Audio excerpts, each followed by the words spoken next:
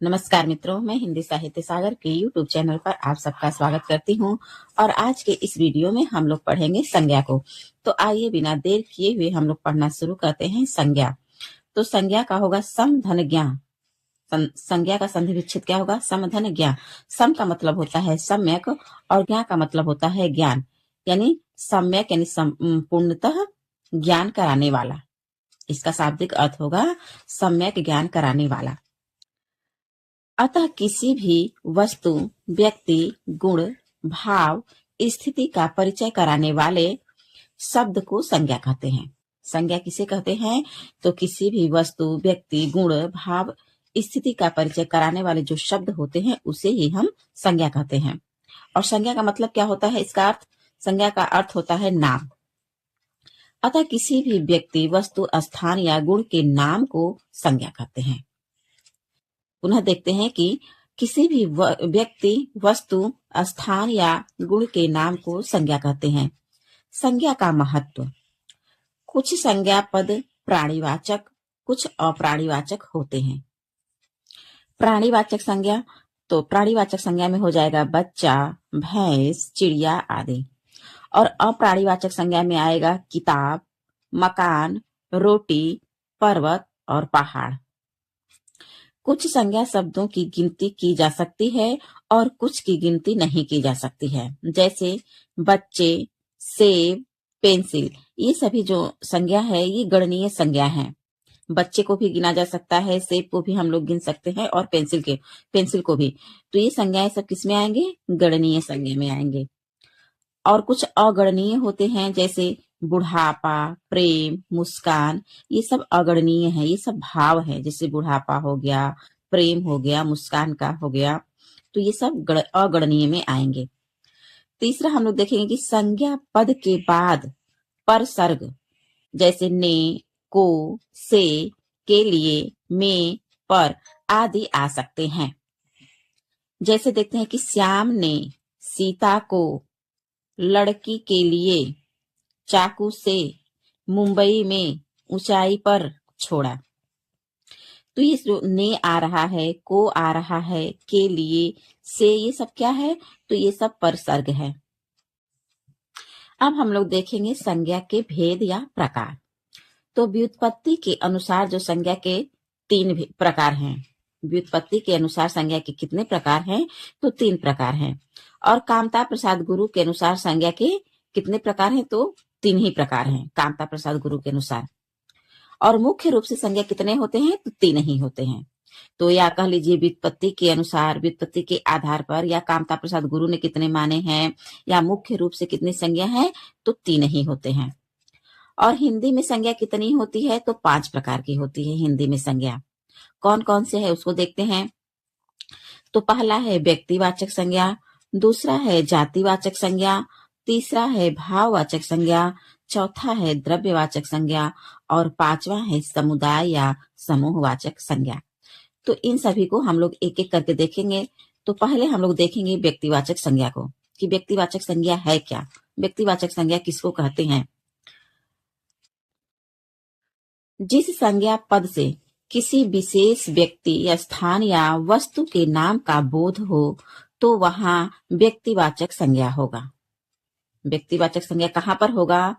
तो जहां किसी पद से किसी विशेष व्यक्ति, स्थान या वस्तु के नाम का बोध हो वहां व्यक्तिवाचक संज्ञा होगा। जैसे कृष्ण, कामधेनु, यमुना, हिमालय, सुधीर, आगरा, ये सब क्या है? तो ये सब व्यक्तिवाचक संज्ञा है। और देखते हैं कि कहाँ कहाँ पे व्यक्तिवाचक संज्ञा होता है। तो जैसे पर्वतों के नाम व्यक्तिवाचक होते हैं, पुस्तकों के नाम भी व्यक्तिवाचक होते हैं, और पर्वतों एवं त्योहारों के नाम भी व्यक्तिवाचक होते हैं। नदियों के नाम भी, दिनों, महीनों, सप्ताहों के नाम, ये जितने हैं दिन, महीने, सप्ताह, ये सब व्यक्तिवाचक संज्ञा में आएंगे। ऐतिहासिक युद्धों एवं घटनाओं के नाम भी व्यक्तिवाचक संज्ञा में आएगा। और व्यक्तियों के नाम तो है ही, नगरों एवं सड़कों के नाम भी व्यक्तिवाचक संज्ञा में आएंगे। तो हम लोग पढ़े हैं व्यक्तिवाचक संज्ञा, तो उसमें पढ़े हैं कि जिस संज्ञा पद के किसी विशेष व्यक्ति, स्थान या वस्तु के नाम का बोध हो, वहां पे व्यक्तिवाचक संज्ञा होता है। और भी कहाँ कहाँ व्यक्तिवाचक संज्ञा पाया जाता है, तो पर्वतों के नाम, पुस्तकों के नाम, पर्वों एवं त्योहारों के नाम, नदियों के नाम, दिन, महीनों, सप्ताहों के नाम, ऐतिहासिक युद्धों एवं घटनाओं के, व्यक्तियों के, नगरों एवं सड़कों के जितने भी नाम हो, वो व्यक्तिवाचक संज्ञा में आएंगे। दूसरा पढ़ेंगे जातिवाचक संज्ञा। तो जिस संज्ञा पद से किसी जाति या वर्ग के सभी प्राणियों, वस्तुओं या स्थानों का बोध हो, तो वहां जातिवाचक संज्ञा होगा। जैसे औरत, शेर, शहर, कुर्सी, पुस्तक, ये सब जातिवाचक संज्ञा में आएंगे।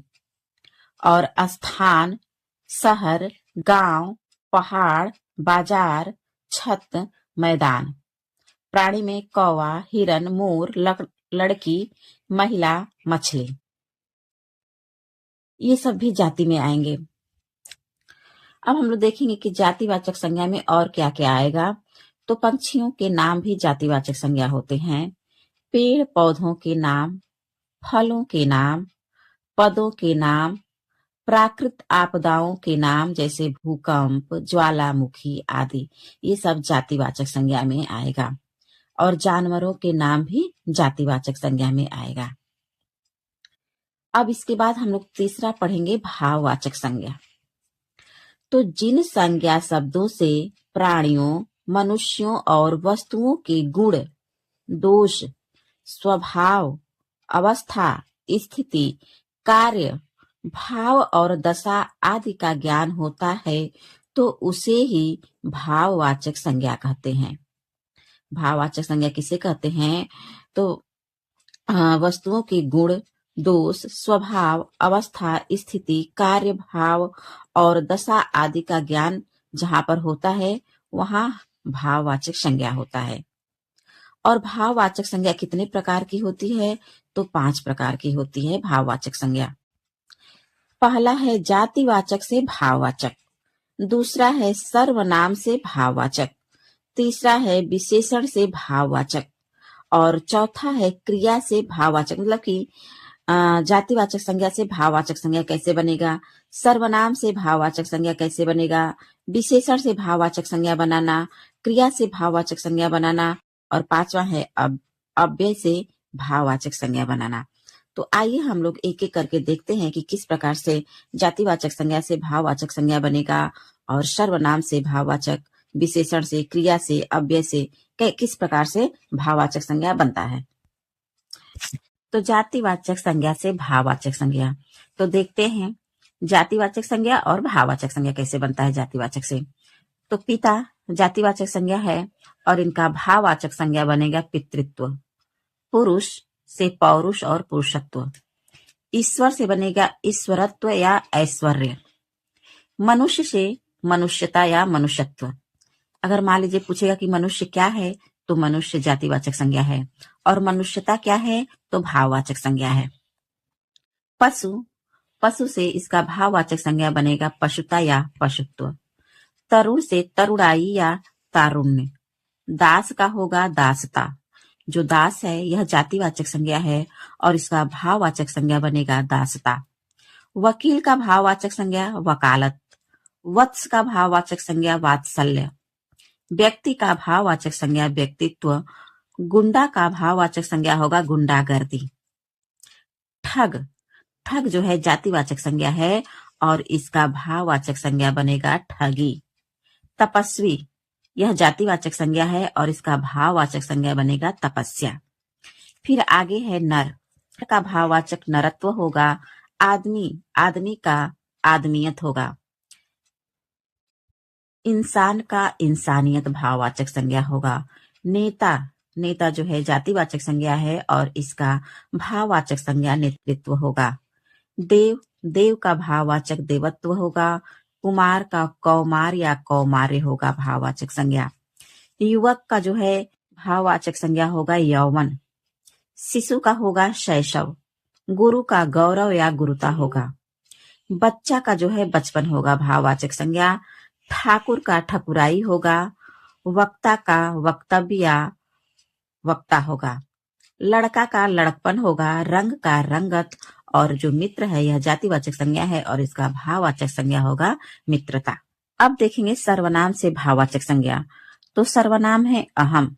अहम का जो है भाववाचक संज्ञा होगा अहंकारी। एक सर्वनाम है मम। मम का होगा ममता या ममत्व। स्व सर्वनाम है और इसका जो है भाववाचक बनेगा स्वत्व। पर का होगा परायापन। अब आगे देखेंगे विशेषणों से भाववाचक संज्ञा। एक दो और है। निज, निज का निजता या निजत्व होगा। आप भाववाचक, आप सर्वनाम है तो इसका भाववाचक संज्ञा अपनापन या अपनत्व होगा। फिर देखेंगे विशेषणों से भाववाचक संज्ञा कैसे बनता है। तो विशेषण है अच्छा। तो अच्छा का भाववाचक होगा अच्छाई। अरुण का अरुण या अरुणिमा होगा। सुंदर, सुंदर का सुंदरता या सौंदर्य होगा। अनुचित, अनुचित का अनौचित्य होगा। आवश्यक, आवश्यक का आवश्यकता होगा भाववाचक संज्ञा। और उचित जो है विशेषण है इसका भाववाचक संज्ञा औचित्य होगा। स्वस्थ यह विशेषण है और इसका भाववाचक संज्ञा होगा स्वास्थ्य। कुशलता का कौशल होगा। गंभीर का गंभीरता होगा। उदार, उदार का उदारता होगा। कठिन, कठिन का कठिनाई या कठिनता भाववाचक संज्ञा होगा। कम का कमी भाववाचक संज्ञा होगा। कुटिल का कुटिलता होगा। मीठा का मिठास होगा। मीठा जो है विशेषण है और इसका भाववाचक संज्ञा बनेगा मिठास। कमजोर का कमजोरी बनेगा और काला का कालिमा होगा। तो ये रहा विशेषण से भाववाचक संज्ञा कैसे बनता है। अब हम लोग देखेंगे चौथा क्रिया से भाववाचक संज्ञा। तो क्या है सोना क्या है, सीना है, सोना नहीं है सॉरी, सीना। सीना का जो है भाववाचक बनेगा सिलाई।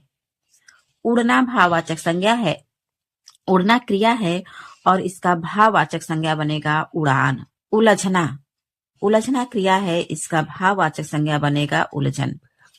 एक क्रिया है जागना। तो जागना का बनेगा जागरण। भाववाचक संज्ञा जागरण। जागरण कैसा संज्ञा है, तो भाववाचक संज्ञा है, इसका क्रिया का होगा जागना।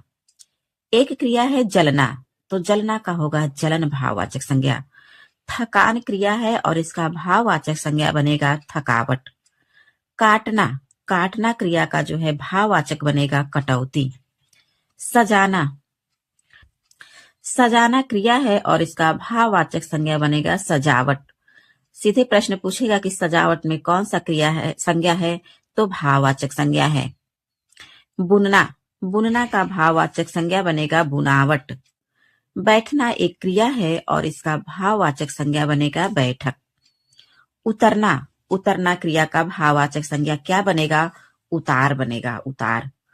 कमाना क्रिया है और इसका भाववाचक संज्ञा कमाई बनेगा।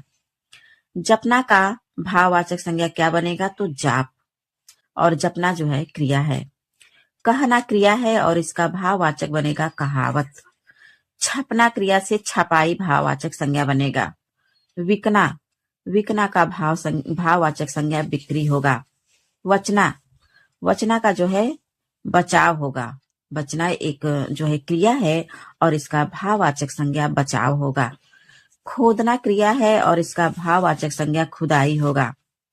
गिनना यह भी क्रिया है और इसका भाववाचक संज्ञा गिनती होगा। चिल्लाना, चिल्लाना क्रिया है और इसका भाववाचक संज्ञा जो है चिल्लाहट होगा। अब देखेंगे अव्यय से भाववाचक संज्ञा। तो अव्यय देखिए बहुत, तो बहुत जो है शब्द है ये अव्यय है और इस बहुल शब्द है और इसका भाववाचक बनेगा बहुलता या बाहुल्य। वाह, वाह अव्यय है और इसका भाववाचक बनेगा वाहवाही। दूर, दूर अव्यय है और इससे बनेगा भाववाचक संज्ञा दूरी।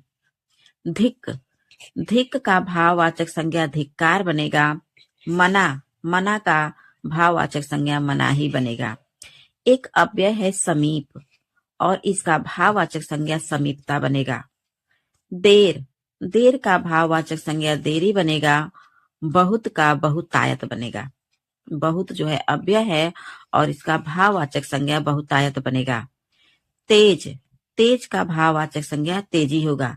जो तेज है यह एक अपव्यय है और इसका जो है भाववाचक संज्ञा तेजी बनेगा। फिर है नीचे, एक अव्यय है नीचे, तो इसका भाववाचक संज्ञा बनेगा नीचाई। ऊपर, ऊपर ऊपर का ऊपरी और निकट का निकटता बनेगा भाववाचक संज्ञा। अब है चौथा द्रव्यवाचक संज्ञा। तो जब किसी संज्ञा से किसी पदार्थ या सामग्री, द्रव्य का नाम का पता चले उसे द्रव्यवाचक संज्ञा कहते हैं। संज्ञा किसे कहते हैं? तो किसी संज्ञा से किसी पदार्थ या सामग्री, द्रव्य का नाम का पता चले तो उसे द्रव्यवाचक संज्ञा कहते हैं। जैसे सोना हो गया, चांदी, लोहा, पानी, दूध, दही आदि। ये सब क्या है? तो ये सब द्रव्यवाचक संज्ञा है। अब आगे है समुदाय या समूहवाचक संज्ञा। पांचवा है और अंतिम है समुदाय या समूहवाचक संज्ञा। अब इसको देखते हैं ये क्या है। तो जिस संज्ञा के शब्द से व्यक्ति का, वस्तु का, पूरे समूह का बोध हो उसे समूहवाचक संज्ञा कहते हैं।